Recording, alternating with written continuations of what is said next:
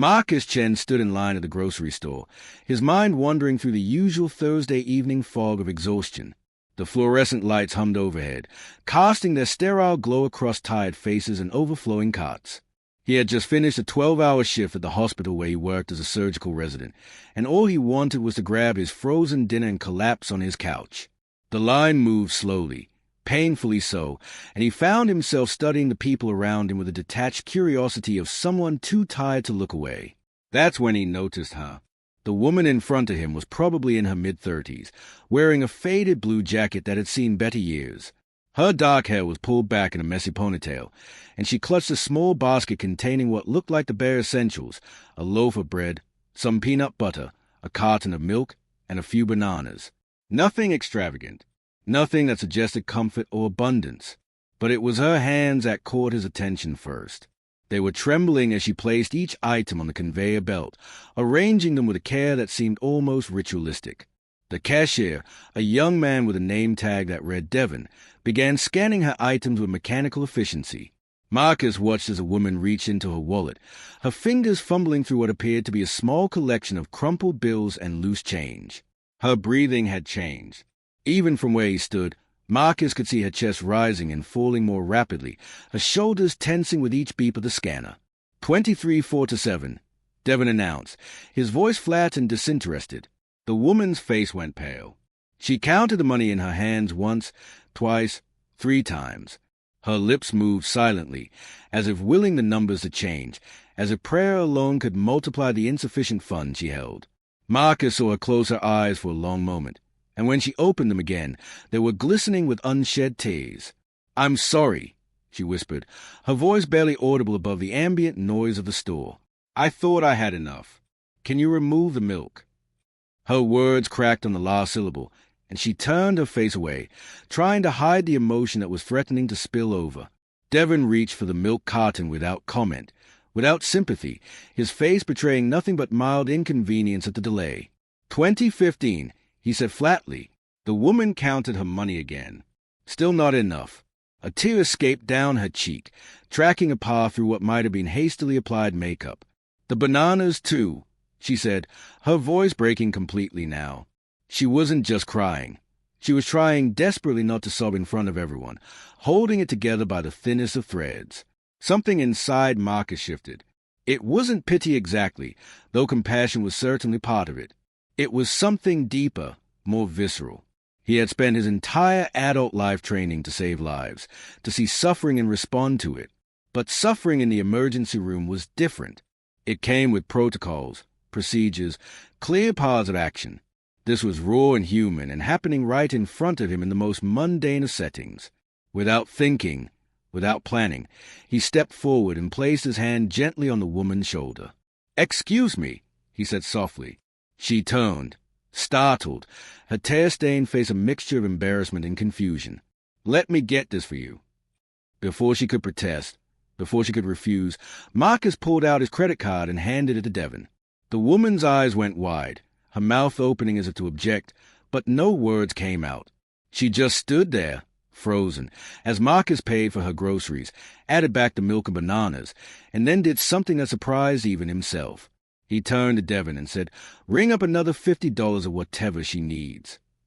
The woman finally found her voice. "I can't," she stammered. "I don't even know you. This is too much." But Marcus could see something else in her eyes now, beneath the tears and the shock. It was desperation mixed with hope, the look of someone drowning who had just been thrown a lifeline. "Please," he said simply, "let me help." And then he saw it happen. The dam broke. The woman covered her face with her hands and began to cry in earnest, her whole body shaking with sobs that seemed to come from somewhere deep and ancient within her. People in the other lines were staring now, but Marcus didn't care. He stood there, the stranger who had become his unexpected responsibility, and waited for the storm to pass. The woman's crying subsided into hiccups and shaky breaths. She wiped her eyes with the sleeve of her jacket, leaving dark streaks of mascara across the worn fabric. Marcus gestured toward the small seating area near the store's entrance, a few plastic chairs arranged around a vending machine. "Would you like to sit down for a minute?" he asked gently. She nodded, unable to speak, and followed him like a sleepwalker moving through a dream she couldn't quite believe was real. They sat down, and Marcus waited. He had learned in medical school that sometimes silence was the most powerful tool you could offer someone. The woman clutched her grocery bag to her chest like a shield, staring at the floor. When she finally spoke, her voice was hoarse and small. "My name is Sarah," she said. "Sarah Mitchell. And I don't know how to thank you. You have no idea what you just did." Marcus offered a gentle smile. "I'm Marcus, and you don't have to thank me. But if you want to talk about it, I'm here." Sarah looked up at him then, really looked at him, as if trying to determine whether she could trust a stranger who had appeared in her life at precisely the moment she needed someone. Whatever she saw in his face must have satisfied her, because she took a deep breath and began to speak. "I have a daughter," she said, her voice gaining strength with each word. "Emma. She's 7 years old, and she's the most beautiful, brilliant, funny little person I've ever known. 3 months ago, she was diagnosed with leukemia." The words hung in the air between them like a physical weight. Marcus felt his chest tighten. He dealt with cancer patients regularly, but hearing it like this, in the raw voice of a terrified mother, stripped away all the clinical distance he usually maintained. Sarah continued, the words now flowing like water from a broken dam. "I had a good job before. I was a paralegal at a firm downtown. The insurance was decent. We weren't rich, but we were okay. Then Emma got sick, and everything changed. I took family leave to be with her during treatment, but the leave ran out. My boss said I could come back, but how could I? She needs me. The chemo makes her so sick, and she's scared all the time. She needs her mother." Marcus listened, his medical training warring with his human heart. He knew the statistics, the brutal reality of childhood leukemia, but he also knew that many children survived, that treatment had come so far. "How's her treatment going?" he asked carefully. Sarah's face flickered with something that might have been hope. "The doctors say she's responding well. Her oncologist is optimistic. But the bills..." She closed her eyes again. "The bills are crushing us." "I thought insurance covered most of it," Marcus said, though he knew better. He had seen countless families destroyed by medical debt, good insurance or not. Sarah laughed, but there was no humor in it, only bitterness and exhaustion. "It does, technically. They cover 70%. But do you know what 70% of hundreds of thousands of dollars still leaves?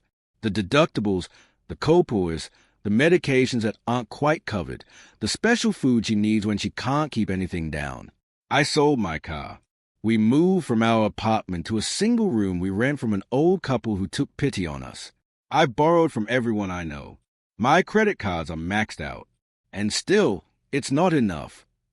She opened her bag and began counting the groceries with a strange sort of reverence. "This bread and peanut butter, this was supposed to last us a week. Emma won't eat much these days, but when she does eat, I want it to be something good. The milk is important because dairy has protein and calcium, and she's losing weight. The bananas are the only fruit she'll tolerate right now." Sarah's voice cracked again. "I had $21. That was all I had until I don't know when. And I couldn't even afford these basic things." Marcus felt something hard and hot forming in his throat. This was why he had gone into medicine, wasn't it? To help people, to make a difference. But what good was all his training, all his knowledge, if a mother couldn't afford to feed her sick child? "Where's Emma now?" he asked. Sarah pulled out a phone and showed him a picture. A little girl with a bright smile and a bald head stared back at him, giving the camera a thumbs up despite the full line visible in her arm. "She's with my neighbor, Mrs. Chen. She watches Emma when I have to go out. I told Emma I was going to get her favorite foods." Sarah's voice dropped to a whisper. "I didn't know I was going to come home empty-handed. I didn't know how I was going to face her." The tears started again, but this time they were different. These were tears of relief mixed with residual fear, the release of pressure that had been building for months. Marcus made a decision. It was impulsive and possibly foolish, but he made it anyway. "Sarah, I'm a doctor. I work at Metropolitan General. Can you tell me who Emma's oncologist is?" Sarah looked surprised. "Dr. Patricia Knowles. She's at Children's Medical Center." "Why?" Marcus pulled out his phone. "Because I'm going to make some calls. I can't promise anything, But I know people. There are programs, foundations, resources that a lot of families don't know about. Let me see what I can do." Sarah stared at him as if he had just sprouted wings. "Why are you doing this? You don't know us. You don't owe us anything." Marcus thought about that question. Why was he doing this? Maybe it was because he had grown up poor himself and remembered what it felt like to choose between necessities. Maybe it was because he had lost his own sister to illness when she was young, and he wished someone had been there to help his mother the way he could help Sarah now. Or maybe it was simply because he could, and that was reason enough. "Because Emma deserves a fighting chance," he said, "and so do you." Marcus spent the next 3 days making calls during every spare moment he could find. Between surgeries and rounds, during his lunch breaks and late into the night, he worked his way through a network of colleagues, social workers, and non-profit organizations. What he discovered made his blood boil with a quiet, simmering rage that he hadn't felt in years. The healthcare system, the same system he had devoted his life to serving, was a maze designed to exhaust and defeat the most vulnerable people it was supposed to protect. Sarah had been telling the truth, but the truth was somehow even worse than she had described. Emma's treatment protocol was standard for her type of leukemia, but the associated costs were staggering. The chemotherapy drugs alone ran into tens of thousands of dollars per cycle. The supportive medications to manage nausea, pain, and prevent infections added thousands more. There were lab tests, scans, doctor visits, and hospital stays that occurred with frightening regularity. Sarah's insurance, which had seemed adequate when she first took the job, had an annual out-of-pocket maximum of $15,000. That was just the beginning. Marcus discovered that Sarah had already applied for several assistance programs and been denied. She made too much money, ironically, because she was technically still employed even though she wasn't working or receiving a paycheck. The Family Leave Act protected her job, but didn't require her employer to pay her. She had applied for disability benefit for Emma, but the application was stuck in bureaucratic limbo, waiting for review by overworked case managers who were months behind on their workload. He found out that Sarah's apartment, the one she had moved from, had been a decent 2-bedroom in a safe neighborhood. The single room she rented now was in a part of town where Marcus wouldn't walk alone at night. She had no kitchen, just a hot plate and a mini-fridge. The bathroom was shared with 3 other families. This was where a sick child was supposed to recover, in an environment that medical professionals would describe as barely habitable. On the 4th day after their encounter, Marcus finally had some good news. He had gotten through to Dr. Knowles, Emma's oncologist, and explained the situation. Dr. Knowles, it turned out, had been worried about Sarah for months, but had felt powerless to do anything beyond providing the best medical care she could. Together, they coordinated with the hospital financial counseling office and found 3 programs that Sarah qualified for but hadn't known existed. Between them, these programs could potentially cover another 30% of Emma's treatment costs. Marcus also reached out to his own network. He had gone to medical school with a woman named Jennifer Park who now worked for a foundation that specifically helped families dealing with childhood cancer. Jennifer was sharp, compassionate, and relentless when she got involved in a case. When Marcus explained Sarah and Emma's situation, Jennifer didn't hesitate. Within 48 hours, she had Emma's case in front of her foundation's Emergency Assistance Committee. They approved a grant of $10,000 to help with immediate expenses. But even with all this help, it wasn't enough. The math still didn't work. Marcus sat in his small apartment one evening, surrounded by papers and calculations, trying to find a way to make the numbers add up. That's when his phone rang. It was Sarah, Marcus. Her voice sounded different, stronger somehow.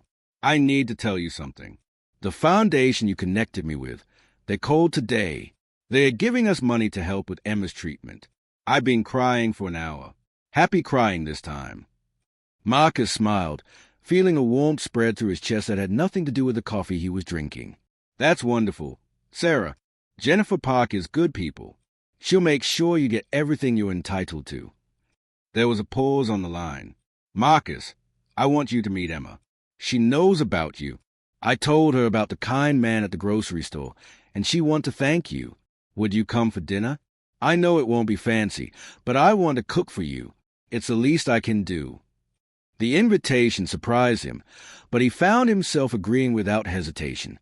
They arranged for him to visit the following Saturday. Marcus hung up the phone, feeling something he hadn't felt in a long time. Purpose beyond the operating room. Connection beyond professional relationships he maintained with colleagues. He realized that in trying to help Sarah and Emma, he had stumbled into something that filled a void in his own life he hadn't even known was there. That Saturday, Marcus drove to the address Sarah had given him. The neighborhood was worse than he had imagined. Graffiti-covered walls, broken windows stared like empty eyes, and groups of young men watched his car with expressions that ranged from curiosity to calculation. He parked and walked quickly to the building Sarah had described, a sagging three-story structure that looked like it was held together by paint and prayer. Sarah met him at the door, and for a moment he barely recognized her. She had done something with her hair, and she was smiling, really smiling. The transformation was remarkable. She looked younger, lighter, as if someone had lifted a crushing weight from her shoulders. "Come in," she said warmly. "Emma's been excited all day." The room was tiny but meticulously clean. A twin bed was pushed against one wall, covered with a bright yellow comforter decorated with sunflowers. A small table held a hot plate and some cooking supplies. Pictures covered every available surface, photos of Emma at various ages, always smiling, always full of life. And there, sitting on the bed, was Emma herself. She was smaller than Marcus had expected, painfully thin, with skin that had the translucent quality of someone undergoing intensive chemotherapy. But her eyes were bright and alert, and when she saw Marcus, her face lit up with a smile that could have powered the entire city. "You're Marcus," she said, her voice high and clear. "Mommy says you're a superhero who saves people." Marcus felt his throat tighten. He walked over and knelt down beside the bed so he was at her eye level. "I'm just a doctor," he said gently, "and your mom is a real superhero here." Emma shook her head seriously. "Nope. Mommy says you're the reason we're going to be okay. That makes you a superhero." Marcus glanced at Sarah, who was wiping tear from her eyes while trying to stir something on the hot plate. The smell of cooking tomatoes and spices filled the small room. "I'm making spaghetti," Sarah said. "It's Emma's favorite, and she's actually feeling well enough to eat today. That's a good day." Emma nodded enthusiastically. "I love spaghetti. Dr. Knoll says I'm doing really good. My counts are going up, and maybe I won't have to go to the hospital as much soon." Marcus spent the next 3 hours in that tiny room, and it became one of the most memorable evenings of his life. They ate spaghetti off paper plates, and Emma told him about her favorite books and the school she hoped to return to someday. Sarah talked about her plans to find work she could do from home once Emma was stable enough. The conversation flowed easily, naturally, as if they had known each other for years instead of days. As the evening drew to a close and Emma began to fade, her energy depleting as it did every day, Marcus prepared to leave. Sarah walked him to the door. "Thank you," she said simply, "for everything. For seeing me when I was invisible. For caring when you didn't have to." Marcus took her hand and squeezed it gently. "You were never invisible, Sarah. The system just makes people feel that way. But you're going to get through this. Emma's going to get through this." He meant it, and as he drove home that night, he realized something had fundamentally shifted inside him. He had found his purpose beyond medicine, beyond the sterile efficiency of the operating room.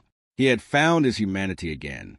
3 weeks after that dinner, Sarah called Marcus in the middle of a Tuesday night. Her voice was raw with panic, barely coherent through the sobs. "She's in the hospital. There's an infection. They say her immune system. Marcus, I'm scared. I'm so scared." He was still in his scrubs from a late surgery. "I'm coming." "Which hospital?" When she told him Children's Medical Center, his hospital, he felt a cold relief. At least he would be on familiar ground. "I'll be there in 20 minutes. "Hold on, Sarah." When Marcus arrived at the pediatric intensive care unit, he found Sarah in the waiting room, her face buried in her hands. She looked up when he approached, and the gratitude in her eyes was mixed with terror. "They won't let me in," she whispered. "They are doing something, stabilizing her," they said. "Marcus, what if I lose her? What if after everything, I lose her?" He sat beside her and took her hand. Years of medical training had taught him what to say and what not to say. He didn't offer empty reassurances. He didn't tell her everything would be fine when he couldn't possibly know that. Instead, he said, Emma is strong. She's in good hands. And you're not alone. Marcus used his credentials to check on Emma's status.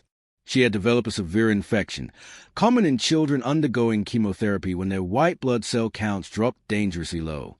Her fever had spiked to 104 degrees, and she had become septic. The medical team was administering broad-spectrum antibiotics and providing supportive care. It was serious, potentially life-threatening, but the doctors were cautiously optimistic. They had caught it early, and Emma was receiving the best possible care. He returned to Sarah with this information, carefully explaining everything in terms she could understand. She listened with the intensity of someone trying to memorize every word, every nuance. "Can I see her?" she asked. "Soon," Marcus promised. "Let them get her stabilized first." They sat together in that waiting room for hours. Marcus should have gone home, should have gotten sleep before his shift the next day. But he couldn't leave. Sarah needed him, and somewhere along the way, he had stopped thinking of her and Emma as a case, a good deed, a charitable act. They had become something more. They had become his responsibility, his friends, his connection to a world outside the hermetically sealed bubble of his profession. When Sarah was finally allowed to see Emma, Marcus went with her. The little girl was surrounded by machines, connected to monitors and fours, but she was awake. When she saw her mother, she tried to smile, though it clearly cost her effort. "Hi, Mommy," she whispered. "I'm okay. Don't cry." Sarah rushed to her daughter's bedside, taking her small hand with infinite gentleness. "I love you, baby. I love you so much." Emma's eyes found Marcus standing near the door. "You came too," she said softly. "Mommy said you were a real doctor. Are you my doctor now?" Marcus approached the bed, his professional mask firmly in place, though his heart were breaking. "I'm not your main doctor, sweetheart, but I'm here to make sure you get better. Dr. Knowles and her team are taking great care of you." Emma nodded, satisfied with this answer, and then her eyes drifted closed. The effort of staying awake had exhausted her. Sarah stood vigil by her daughter's bedside, and Marcus found himself standing vigil with her. Over the next 5 days, Emma fought the infection with everything she had. There were moments when her condition worsened, when the monitors shrieked their warnings and medical teams rushed in with controlled urgency. There were moments when Sarah broke down completely, and Marcus held her in the hallway while she sobbed against his chest, her body racked with fear and exhaustion. And there were moments of hope when Emma's fever broke, when her numbers improved, when she opened her eyes and asked for juice or told a silly joke that made everyone in the room laugh with relief. During those 5 days, something remarkable happened. Marcus watched as the hospital staff, who dealt with tragedy and trauma every day, rallied around Emma and Sarah. Nurses brought in extra blankets and pillows for Sarah to sleep in the chair by Emma's bed. The cafeteria staff sent up special meals. Other parents in the pediatric ward shared their resources, their experiences, their support. It was as if Emma's fight had become everyone's fight, a collective holding of breath and prayer that this child, this family, would make it through. Dr. Knowles pulled Marcus aside on the 4th day. "You've been good for them," she said. "Sarah trusts you. That matters more than you might think. Parents need to trust someone in this process, and sometimes it's easier when that someone isn't the doctor delivering the difficult news." Marcus nodded, understanding what she meant. He occupied a unique space in their lives, neither family nor physician, but something in between, a bridge, perhaps, between their fear and the medical system they had to navigate. On the 6th day, Emma turned a corner. The infection receded. Her count began to improve, and color returned to her cheeks. The medical team declared her stable enough to continue recovery in a regular room rather than intensive care. Sarah wept with relief, and even the normally stoic Dr. Knowles smiled genuinely. Emma, for her part, celebrated by asking for chicken nuggets and watching her favorite cartoon 3 times in a row.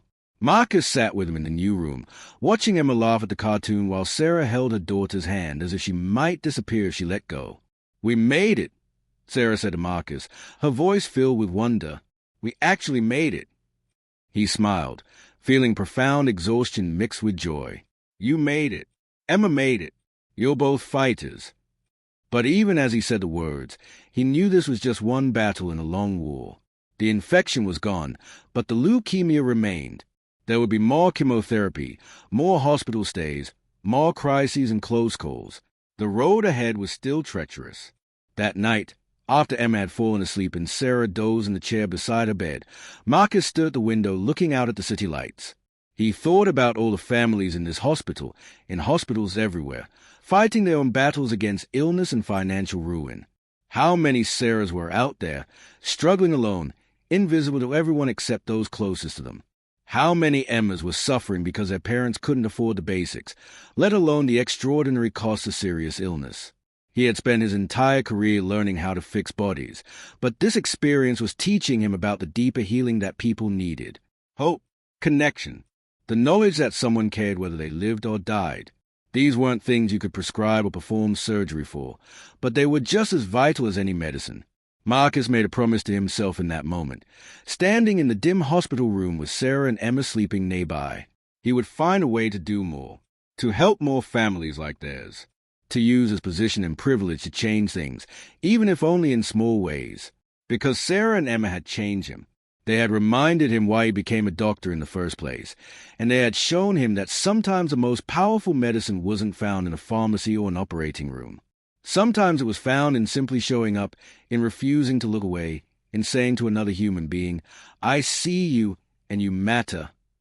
6 months after that terrifying hospital stay, Marcus found himself standing in front of a room full of hospital administrators, medical staff, and community organizers. His hands were sweaty, and his heart pounded in a way that had nothing to do with the physical exertion of standing. Public speaking had never been his strength, but some things were too important to let fear win. On the screen behind him were statistics, charts, and graphs that told a story of systematic failure. But more importantly, there were faces. Sarah's face, Emma's face, the faces of dozens of other families he had helped in the months since that grocery store encounter. "We call ourselves healers," Marcus began, his voice gaining strength as he spoke. But healing isn't just about treating disease. It's about treating people, understanding that illness doesn't exist in a vacuum. When a child gets cancer, the entire family gets cancer. When medical bills pile up, they don't just create financial stress. They create food insecurity, housing instability, and psychological trauma that can be just as damaging as a disease itself. We have the ability to change this, and we have the responsibility to try. He went on to present his proposal, the culmination of months of research and planning. He called it the Patient Navigation and Family Support Initiative. It would create a team of dedicated social workers, financial counselors, and community liaisons who would work specifically with families facing catastrophic illness. These navigators would help families access every available resource, from government programs to nonprofit assistance to payment plans and debt forgiveness. They would provide education about rights and options. They would be advocates when families felt overwhelmed by the system. The initiative would also partner with local businesses and organizations to create a community support network. Grocery stores would donate food cards for families in crisis. Transportation services would offer free rides to medical appointments. Landlords would be connected with families needing emergency housing. It was ambitious and would require coordination across multiple sectors, but Marcus had learned something from Sarah. When one person stepped forward to help, others followed. Compassion was contagious. The presentation ended, and the room erupted in discussion. Some administrators worried about liability and logistics. Others questioned the cost and sustainability. But enough people saw the value, saw the necessity, that by the end of the meeting, Marcus had tentative approval to launch a pilot program. It wasn't everything he had hoped for, but it was a beginning. As he packed up his materials, Dr. Knowles approached him with a knowing smile. "You become quite the advocate," she said. Sarah and Emma would be proud. They were proud. Sarah had been one of the first people Marcus consulted when developing the initiative. She had provided invaluable insight from the perspective of someone who had lived through the nightmare of navigating the healthcare system while dealing with a critically ill child.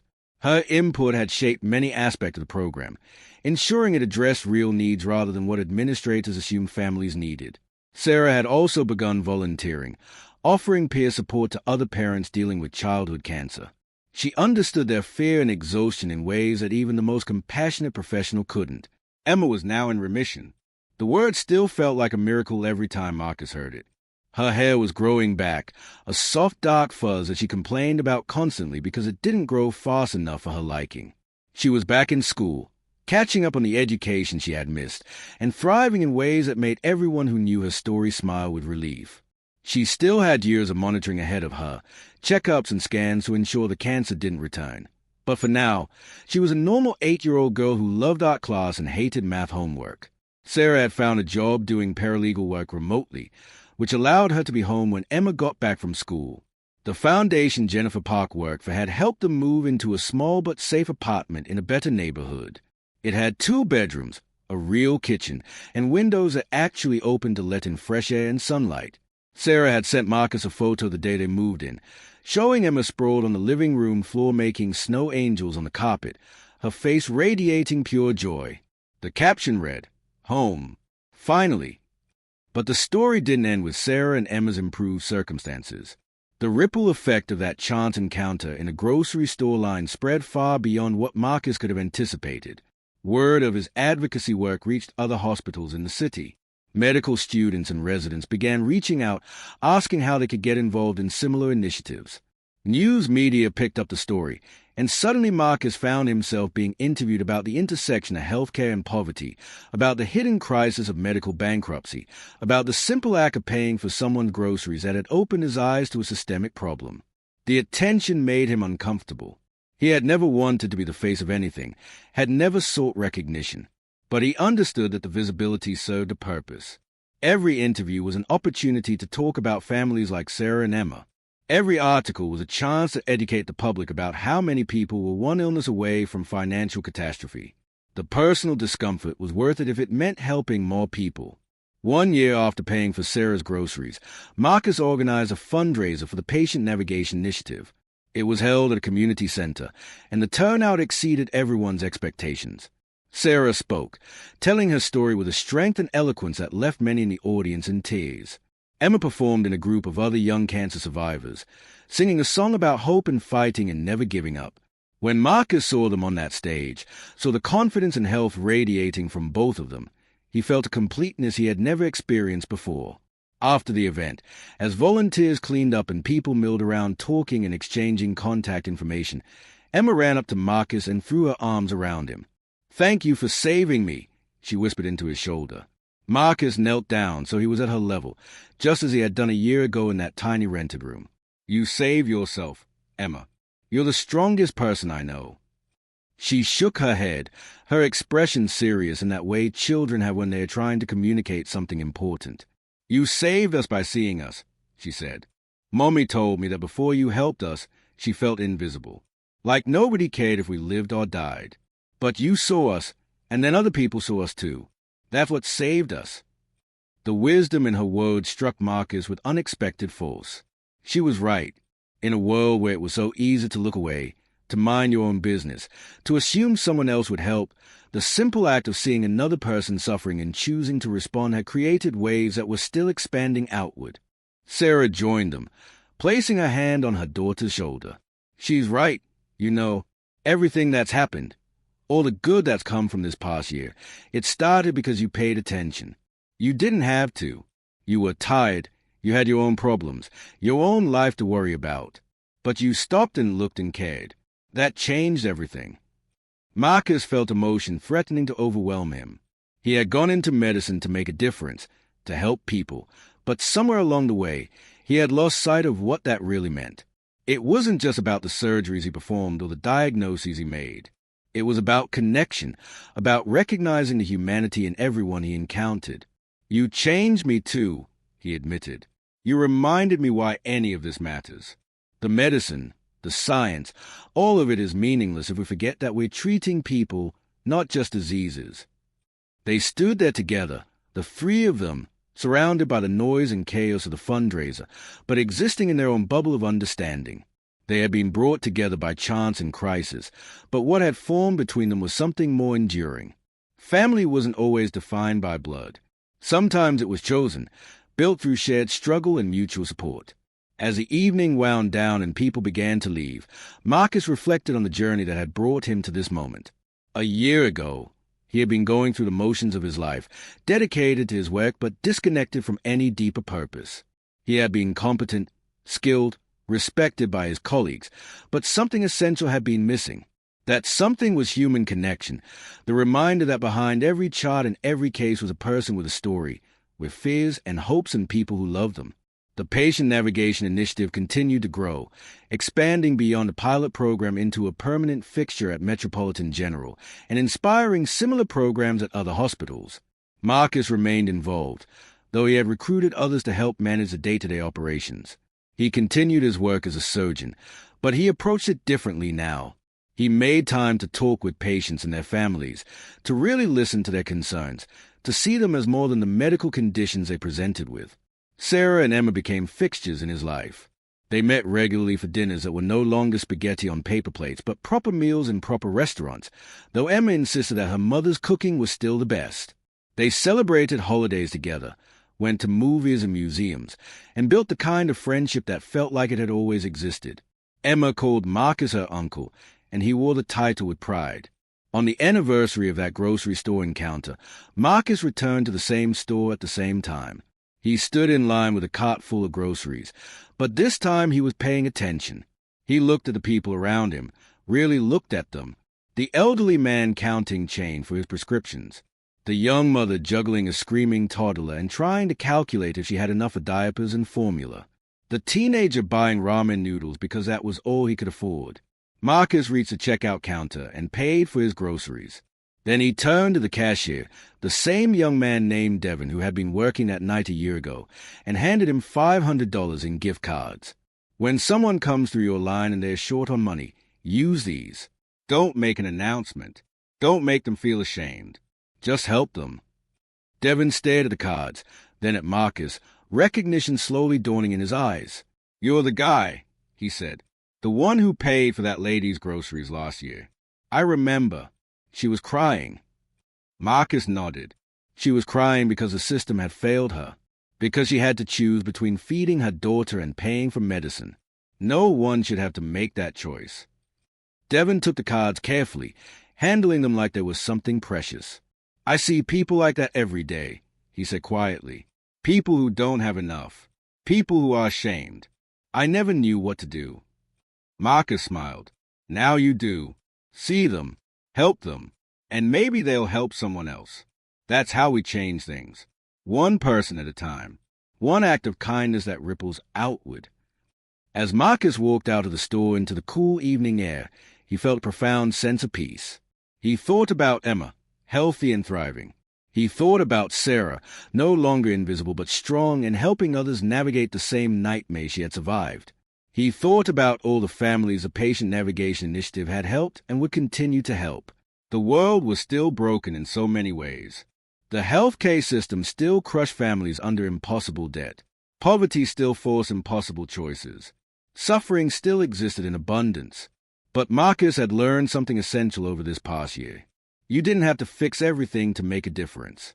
You just had to start somewhere, with groceries in a checkout line, with a phone call to a colleague, with a decision to see another person's pain and respond to it with compassion rather than indifference.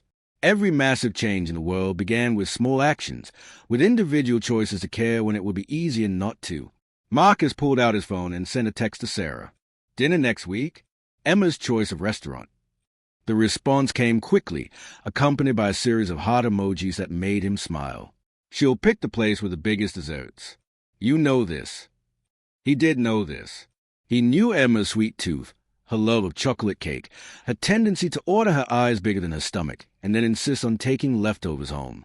He knew Sarah's laugh, the way she still got teary when talking about how close they had come to losing everything, the fierce protectiveness she felt for her daughter.